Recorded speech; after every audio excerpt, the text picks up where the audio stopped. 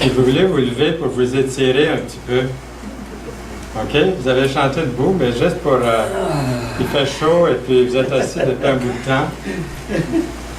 Alors, ça peut faire du bien juste de se lever et de s'asseoir un peu. Merci beaucoup.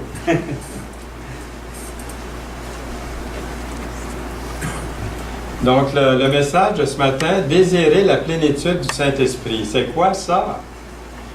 La dernière fois, nous avons regardé ce sujet-là et puis j'ai manqué de temps. Je ne pensais pas qu'il y avait autant de choses à dire, puis il y en avait encore des tonnes.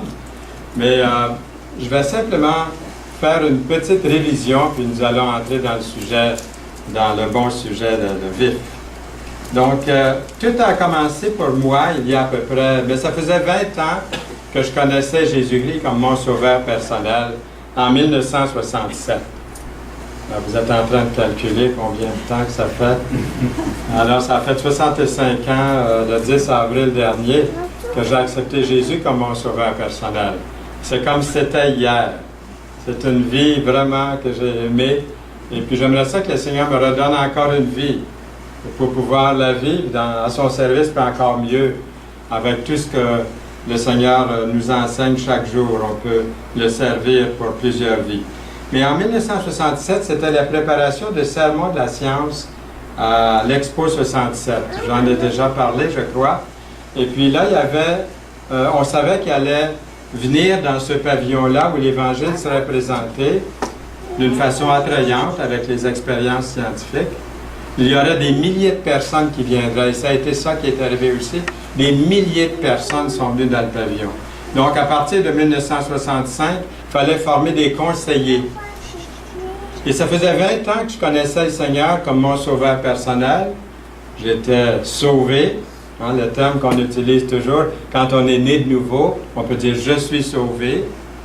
Mais c'était la première fois, pourtant, j'avais entendu parler de ce sujet-là,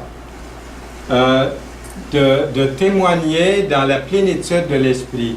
En tant que chrétien, j'ai l'Esprit de Dieu. Lorsque j'ai accepté Jésus comme mon sauveur personnel, l'Esprit de Dieu est entré en moi. C'est ça le baptême de l'Esprit à la conversion. Mais pourtant, j'avais appris, j'avais eu 3 ans à l'Institut biblique Bethel. On avait vraiment décortiqué cette doctrine du Saint-Esprit, donc j'avais des bonnes réponses.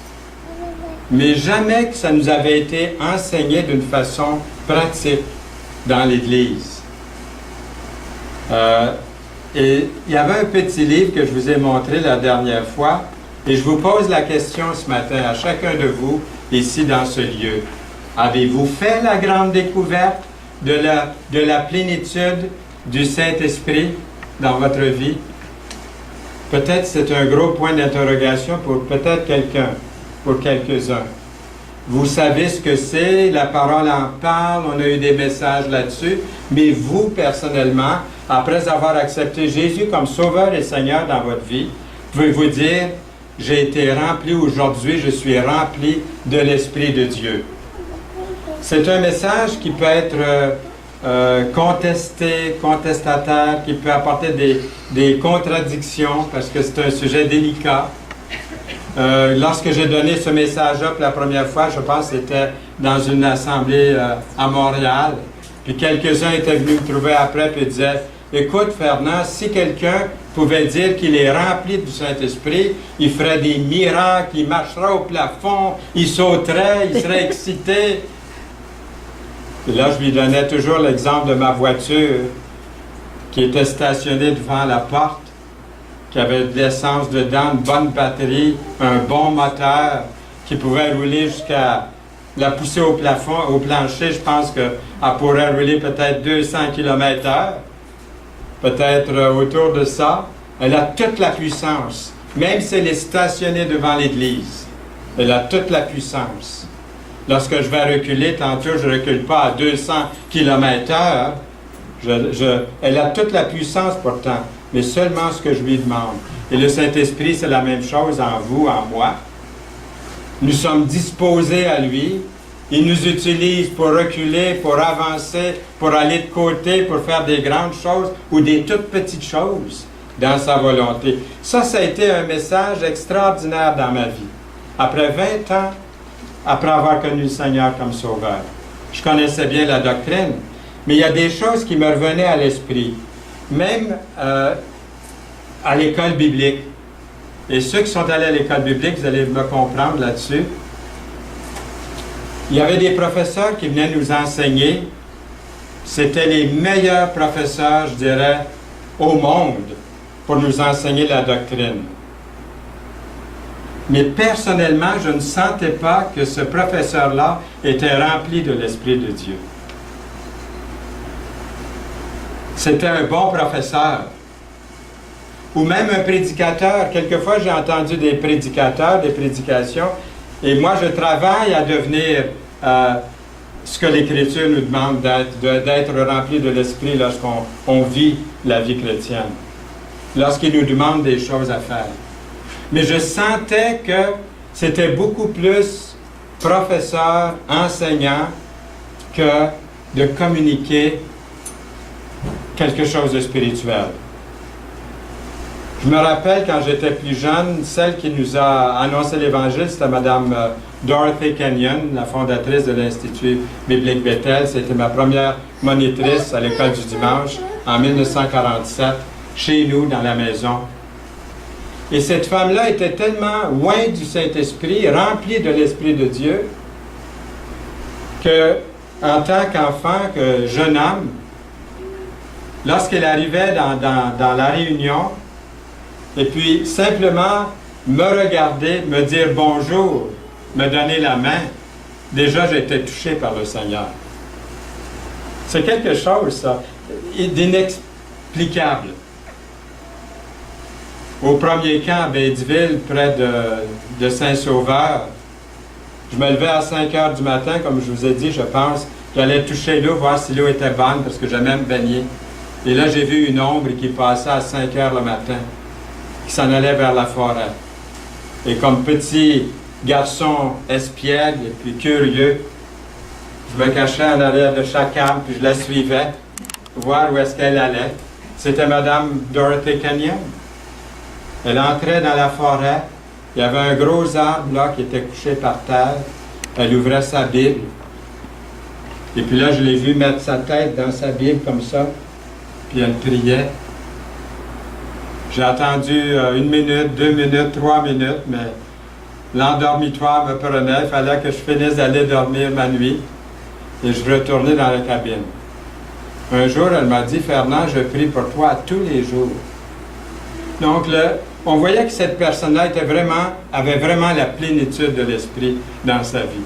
Il y en a eu une multitude comme ça que j'ai rencontré aussi. Mais on ne peut pas faire quelque chose pour Dieu et ne pas avoir la plénitude de l'Esprit. Je dirais à tous les jours, priez le Seigneur pour cette plénitude en tant que croyant. Je connaissais toute la doctrine, mais je ne l'avais pas encore réalisée dans ma vie. Et ça, c'est important pour chacun de nous ici ce matin, dans l'Église. À la conversion, lorsque nous avons invité le Seigneur Jésus-Christ comme Sauveur et Seigneur, nous avons été baptisés de l'Esprit, nous avons été scellés du Saint-Esprit. En lui, vous aussi, après avoir entendu la parole de la vérité, l'évangile de votre salut, en lui, vous avez cru. Et qu'est-ce qui est arrivé? Et vous avez été scellés du Saint-Esprit. Le croyez-vous? C'est ça la différence entre un chrétien converti, né de nouveau, baptisé de l'Esprit, scellé de l'Esprit, et quelqu'un qui a toute la moralité, qu'il est bon, qu'il est gentil, qu'il a tout, mais il n'y a pas l'Esprit de Dieu. Il est mort spirituellement. Il n'est pas de Dieu. Éphésiens 1:13.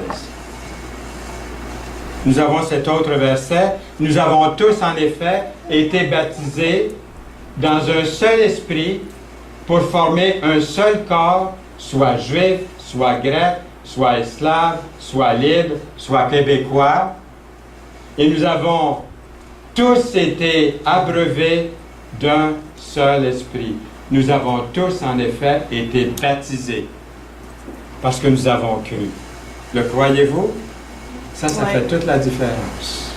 Toute la différence. Mais une fois baptisé de l'Esprit, une fois sauvé, né de nouveau, une fois né de nouveau, il y a la plénitude de l'Esprit. Vivre quotidiennement, tous les jours, dans la plénitude de l'Esprit. C'est une question tellement importante, car il est écrit dans la Bible, « Ne vous enivrez pas de vin, c'est de la débauche, soyez au contraire remplis de l'Esprit. » C'est un commandement, c'est à l'impératif. On n'a pas le choix, soyez remplis de l'Esprit, une fois que vous avez cru. C'est merveilleux. Parce que le Seigneur, c'est son désir, c'est sa volonté que je sois rempli de l'Esprit de Dieu à tous les jours pour le servir. Que je sois boulanger, laitier, pilote d'avion, sans travail, peu importe. Homme ou femme, comme nous avons lu. Dans Jean 14, Jésus parle à ses disciples sur le Saint-Esprit, le Consolateur, qui viendrait vers eux.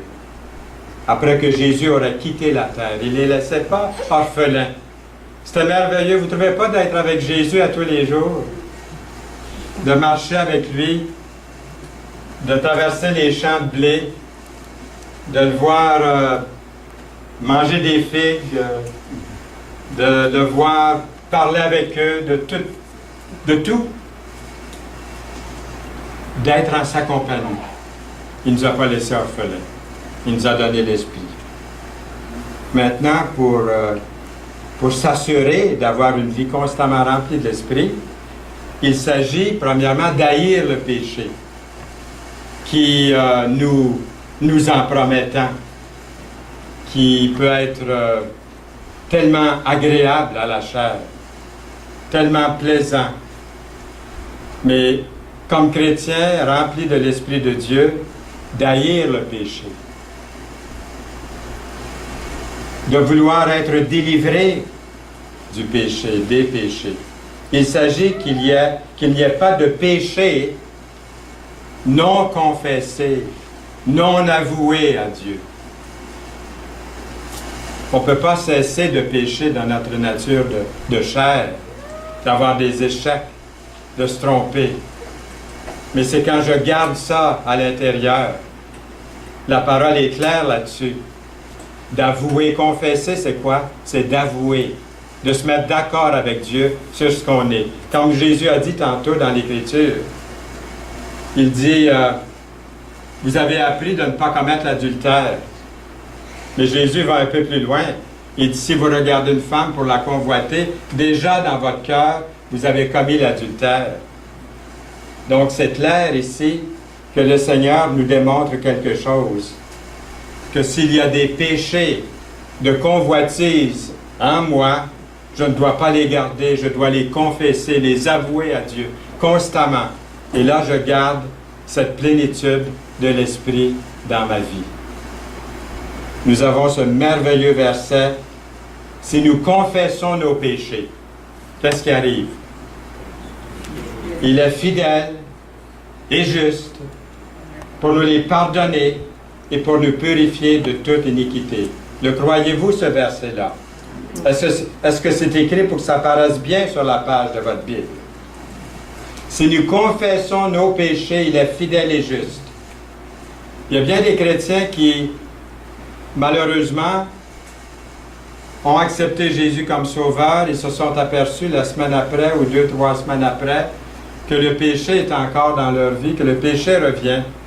Et là, ils commencent à porter leur péché. Ils commencent à porter leur faute. Ils ne les avouent pas à Dieu, peut-être par amour, par orgueil, pour d'autres raisons. Ils ne veulent pas l'abandonner, le confesser au Seigneur. Ils continuent à le porter, ce péché-là. La Bible dit, si nous confessons nos péchés, il est fidèle et juste pour nous les pardonner et pour nous purifier de toute iniquité. 1 Jean 1:9. Et ça, c'est à tous les jours confesser au Seigneur. Les avouer, les amener. C'est comme ça qu'on garde constamment cette plénitude de l'Esprit en nous. Du moment que la tentation arrive, je peux la confesser. Seigneur, je confesse cette pensée qui traverse ma pensée.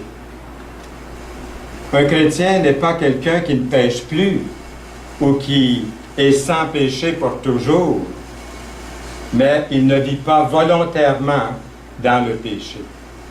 Il y a une conscience, il a une conscience plus sensible depuis que le Saint-Esprit habite en lui. C'est comme je répète souvent en anglais, une petite remarque que j'aime bien, que je n'ai jamais trouvé vraiment à la traduire parfaitement. Il y a des choses comme ça qui ne se traduisent pas d'une langue à l'autre, comme de l'espagnol au français. Hein. Quand j'ai appris un petit peu l'espagnol, j'ai vu qu'il y a des choses qu'il faut dire en espagnol qu'en français, on ne l'a pas. Comme quand Jésus dit à Pierre, « M'aimes-tu » J'aime la version espagnole qui le dit d'une façon un peu plus forte qu'en français, un peu plus proche des originaux, du grec et de l'hébreu. Donc ici, en anglais, ça dit « A Christian is not sinless, he's sinless ». Cette fois-ci, je l'ai écrit, parce que d'habitude, je vous le disais, mais quand c'est écrit comme ça, on voit mieux ce que le sens, là. Je vois Luc qui sourit, là. Toi, tu comprends bien ça, hein? Ceux qui comprennent bien l'anglais ici saisissent ici. Donc, a Christian is not sinless. Autrement dit, un chrétien n'est pas sans péché, il pêche moins. Mais même ça, en traduisant, je perds un petit peu ici, là, du sens de cette phrase-là. Moi, j'ai fait les deux, le français et l'anglais. Alors, je saisis ce sens important de ce dicton. Nous devons demander au Seigneur par la foi la plénitude de l'Esprit. On peut lui demander puis pas le croire, vous savez. On peut même avoir confessé ses péchés sincèrement au Seigneur et ne pas croire qu'on est rempli de l'Esprit. Pourquoi? Parce que si j'étais rempli de l'Esprit, dira-t-on peut-être, je vais grimper les murs, marcher au plafond puis descendre de l'autre côté, puis sauter de joie pendant une demi-heure de temps. Non, non, non, non, non. On peut dire, après avoir confessé par la foi, je suis rempli du Saint-Esprit. Seigneur, utilise-moi. Je me suis mis d'accord avec toi sur ma vie, sur mes pensées, sur ce que je viens de dire ou ce que je viens de faire, Seigneur. Et comme Pierre, je pleure de repentance. Et ça peut être plusieurs fois par jour. Comme je peux expirer et respirer tout l'oxygène ce matin, inspirer et respirer tout l'oxygène en me réveillant ce matin, mais je continue à inspirer et à respirer continuellement pendant toute la journée. Je confesse, puis ensuite, qu'est-ce que je fais? Il est fidèle et juste pour me les pardonner et me purifier de toute iniquité. Je confesse, donc je garde cette stabilité dans ma vie. C'est comme ça que le Seigneur nous dit dans l'Écriture. C'est constamment lui parler, communiquer avec lui, être en contact. Qu'est-ce que ça veut dire être rempli de l'Esprit? Nous lisons, c'est d'être rempli de la personne de Jésus-Christ, que Christ habite dans vos cœurs par la foi. C'est pas quelque chose peut-être qu'on va ressentir. D'autres vont peut-être avoir des émotions. C'est correct. Mais c'est pas ça. C'est par la foi, le croire. Si les émotions viennent, si vous avez des larmes de joie ou des larmes de tristesse, c'est correct. Mais qu'est-ce qui est important? Que Christ habite dans vos cœurs par la foi. Cet autre verset, lui demander que l'Esprit habite abondamment en nous. Si donc le Seigneur a dit, moi je suis venu afin que les brebis aient la vie et qu'il l'ait en abondance. Puis il dit aussi, si donc méchants comme vous l'êtes, vous savez donner de bonnes choses à vos enfants, à combien plus forte raison le Père céleste donnera-t-il le Saint-Esprit à ceux qui le lui demandent? Lui avez-vous demandé? Ah, j'avais pas pensé à ça peut-être, hein? J'avais pas pensé, je connais la doctrine, j'ai entendu des prédications, mais jamais que j'ai demandé au Seigneur de me remplir du Saint-Esprit. Alors, demandons-lui le Saint-Esprit sincèrement. Et on était rendu ici la dernière fois, des individus ont été remplis de l'Esprit. Élisabeth, la mère de Jean-Baptiste. Dès qu'Élisabeth entendit la salutation de Marie, son enfant tressaillit dans son sein. Et elle fut remplie du Saint-Esprit et s'écria d'une voix forte, « Tu es bénie entre les femmes, et le fruit de ton sein est béni. » Dans Luc 1, 41. Pierre. Alors Pierre, rempli du Saint-Esprit, dans Acte 8, le 4, 8, lorsqu'il a prêché. Le Saint-Esprit a donné à Pierre les bonnes paroles à dire devant ses accusateurs. Tout comme Jésus a promis de nous aider dans de telles circonstances. Dernièrement, je suis allé à l'hôpital visiter quelqu'un qui était très, très proche de moi au cours de ma vie. Il était mourant. Et je savais que, d'après des conversations que j'avais eues avec lui dans le passé, qu'il était complètement décroché de Dieu et de sa parole. Alors en route, j'ai dit, Seigneur, je ne peux pas aller visiter cette personne-là si je n'ai pas la plénitude de l'Esprit. Et j'ai fait cette prière, Seigneur, donne-moi les paroles de ton Esprit pour lui parler. Et ça n'a pas été pareil une fois rendu là. Ça n'a pas été la même conversation que j'avais eue précédemment avec lui. Et en partant, il m'a dit, Fernand, un jour, on va se revoir. Donc, après avoir parlé avec lui, après avoir vu qu'il croyait au Seigneur et puis que ce qu'il avait appris jeune, c'était encore là, il y avait un fondement, il y avait sa parole. C'est pour ça, lorsqu'on parle à quelqu'un, peut-être qu'il peut y avoir des écarts dans la vie de quelqu'un de plusieurs années. Mais il ne faut pas perdre la foi. La personne peut revenir au Seigneur. Et que le Seigneur vous donne cette plénitude dans les bons moments, les bonnes paroles. Nous avons aussi Pierre, ici, comme j'ai oublié de vous montrer. Il y a aussi Étienne. Étienne, rempli de l'Esprit, du Saint-Esprit, et fixant les regards vers le ciel, vit la gloire de Dieu. Et Jésus debout à la droite de Dieu, rempli du Saint-Esprit, Étienne, dans Acte 7, 55. Étienne était à quelques instants avant de mourir. Donc, avant de mourir, on peut être rempli du Saint-Esprit. Alors, si on peut l'être avant de mourir, quelques minutes, quelques instants avant de rendre l'âme, pourquoi ne pas être rempli du Saint-Esprit à tous les jours pendant qu'on est vivant? Ne pas attendre à la dernière minute, mais d'être rempli du Saint-Esprit constamment pour le servir. Étienne est largement accepté par plusieurs, par la plupart, comme le premier martyr chrétien. Ses ennemis le lapidèrent pour avoir prêché la parole.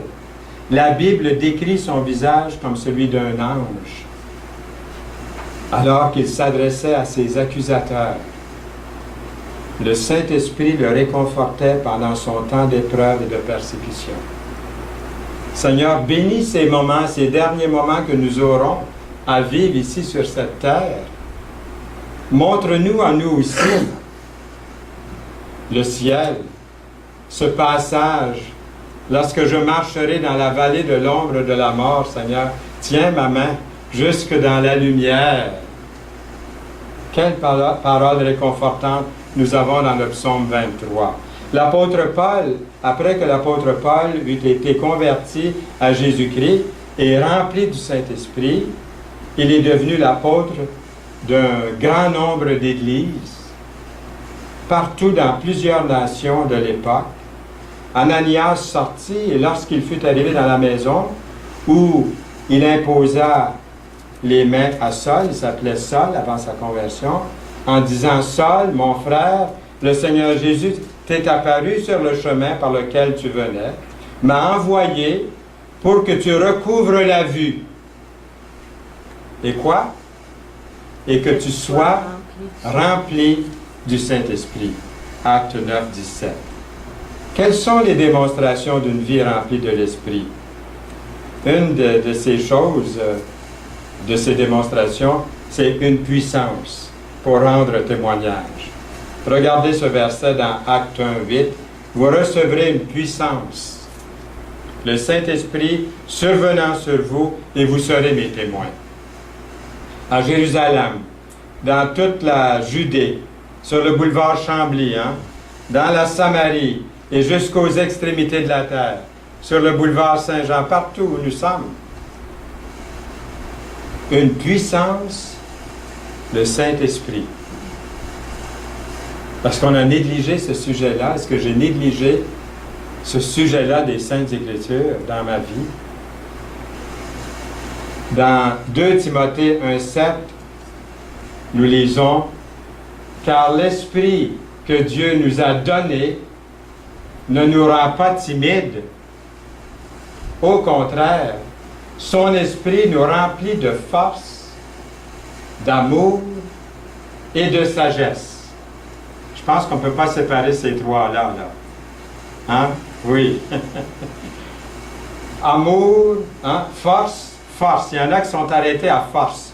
Puis je vous dis que ça frappe, ça cogne à force. Mais qu'est-ce qui vient après force? L'amour. Amour. Est-ce que j'ai la force? Est-ce que j'ai l'amour? Et qu'est-ce qui vient après l'amour? Sagesse. Pendant des années, au début de ma conversion, je me rappelle que je n'avais pas cette sagesse-là en témoignant. Donc, les trois vont bien ensemble. Force, amour et sagesse dans le témoignage. Et au fond, nous ne recherchons pas d'être remplis de l'Esprit Saint pour la simple raison d'être fort, d'être rempli d'amour, puis d'être rempli de sagesse pour soi-même, là. Pour se divertir ou de posséder des dons surnaturels, puisque dans les prochaines séries, nous allons parler des dons, de votre don. Vous avez un don si vous êtes né de nouveau. Vous allez découvrir votre don, j'espère, et le mettre en valeur pour le Seigneur, pour l'Église. Pas l'utiliser seulement pour vous-même, pour moi-même, mais pour le Seigneur, pour son Église, l'édification de tous, de chacun. Pourquoi c'est si important que nous utilisions notre don spirituel pour témoigner aux autres, au sujet de Jésus? Dieu nous donne des dons spirituels. Il vous en a donné. Il y a des gens qui me disent des fois, « Je ne connais pas mon don. » Des fois, je le vois, leur don.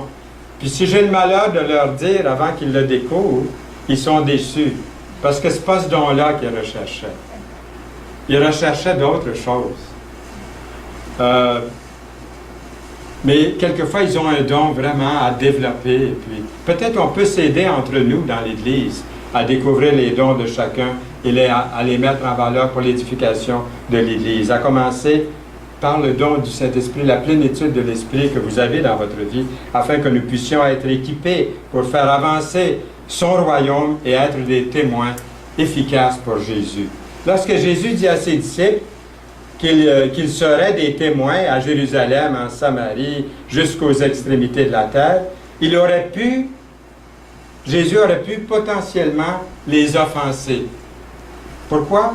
Parce que Jérusalem était leur ville natale, puis Jésus parle de la Samarie, puis la Samarie était une région au nord, comme vous savez, où les Samaritains vivaient, puis là, il ne faut pas y aller, là, on ne les aime pas, eux autres. Ils ne sont pas fins. On n'aime pas traverser, même on fait un détour pour ne pas passer chez eux. Puis là, Jésus mentionne cette nation-là. Les Juifs n'aimaient pas les Samaritains, comme on le sait, en raison de leur histoire entachée et de leurs différentes pratiques religieuses. Mais maintenant, moi et vous, est-ce que nous aussi, nous devons être prêts à témoigner à ceux et celles qui sont différents de nous? Parce que nous ne devrions pas laisser certains préjugés nous empêcher de partager l'Évangile. Est-ce qu'on doit laisser ces préjugés nous empêcher de leur partager l'Évangile que nous rencontrons? Il m'est arrivé des fois de penser, oh non, pas lui, oh non, pas elle. Je ne témoignerai pas à ce gars-là ou à ce monsieur-là, pas à ce dame-là. Jamais dans 100 ans. Seigneur, envoie-y une autre personne pour lui témoigner. C'est pas la personne avec qui, Seigneur, ça ne clique pas avec cette personne-là. Il n'y a pas d'atome crochu avec cette personne-là. Est-ce que je parle juste pour moi-même ou est-ce qu'il y en a d'autres ici qui ont déjà expérimenté ça? Ou ça me gêne trop, Seigneur. Ça me gêne trop de parler, de témoigner à cette paix. Parce que je suis le seul à avoir expérimenté ça. Agir comme Jésus, le Seigneur a dit, « Je suis le chemin, la vérité et la vie. Nul ne vient au Père que par moi. » C'est ça le message. Jésus est miséricordieux, rempli de bonté, un parfait contrôle de lui-même, fidèle à son Père, il a beaucoup de patience. Pensez-vous qu'il y a beaucoup de patience envers moi, envers vous? Il doit avoir beaucoup de patience, le Seigneur, pour pouvoir travailler avec nous, ses enfants. On s'attend à ce que les chrétiens fassent preuve d'amour, de joie, de paix, et qu'ils sachent se maîtriser aussi. Être rempli du Saint-Esprit peut faire toute la différence, rendre définitivement plus facile à marcher pour le Seigneur, comme Jésus a marché, et de devenir un peu plus comme lui.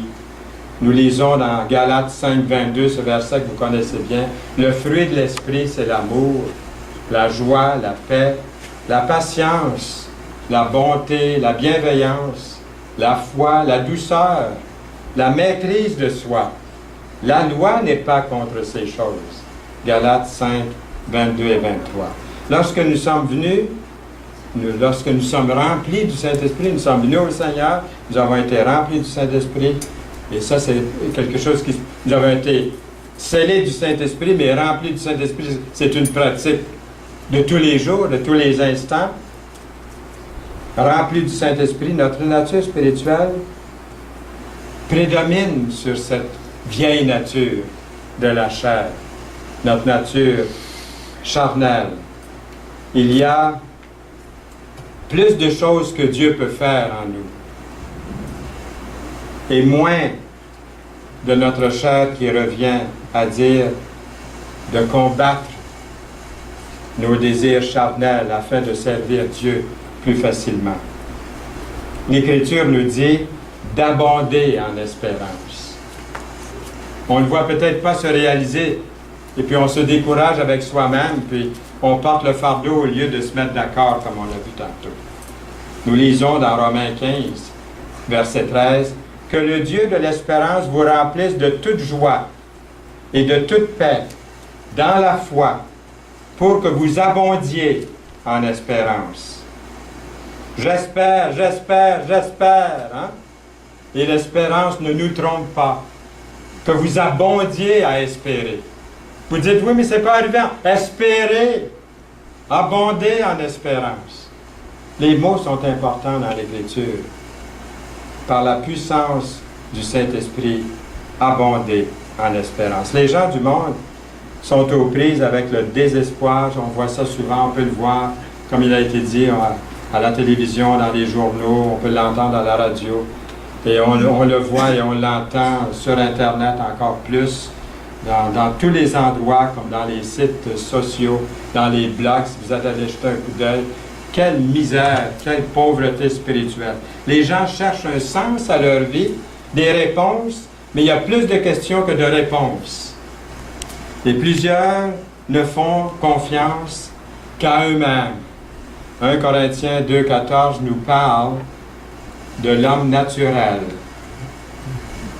L'homme naturel n'accepte pas les choses de l'Esprit de Dieu, car elles sont une folie pour lui.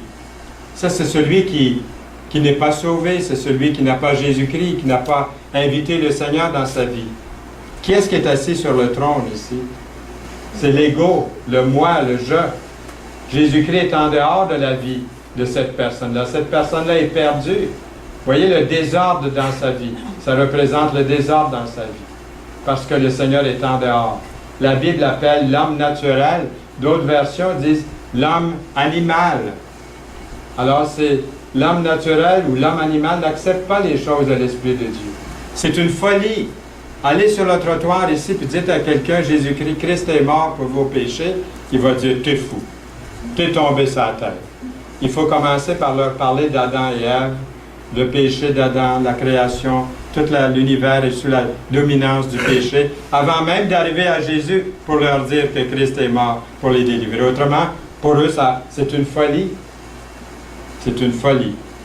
Et nous lisons ensuite l'homme spirituel. Vous voyez, Jésus-Christ, cette personne a cru en Jésus-Christ. Jésus-Christ est dans sa vie. Cette personne est scellée du Saint-Esprit. Le Seigneur, le Saint-Esprit, met de l'ordre. Qu'est-ce qui arrive avec le moi, l'ego? Il prend une place secondaire. Il est toujours là. Il est toujours là, l'ego, le moi, la chair. Mais je veux être rempli du Saint-Esprit constamment. Je veux remplir les conditions pour être rempli de l'Esprit. Que ce soit lui qui règne, qui mette de l'ordre dans ma vie constamment. Ça, c'est l'homme spirituel. L'homme spirituel, au contraire, juge de tout. Et il n'est lui-même jugé par personne, car qui a connu la pensée du Seigneur pour l'instruire?